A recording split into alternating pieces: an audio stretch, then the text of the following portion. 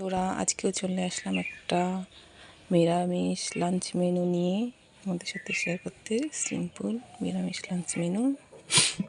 এখানে রয়েছে সাদা ভাত, আর এখানে রয়েছে বেগুন আর টমেটো একসাথে পোড়া করে মাখা। এখানে রয়েছে ঝুরঝুরে আলু ভাজি, আর এখানে রয়েছে বাঁধাকপির পকোড়া,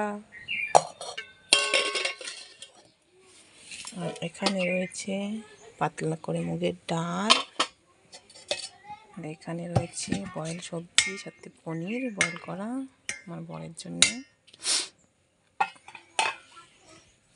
তারপরে এখানে রয়েছে পালং পনির।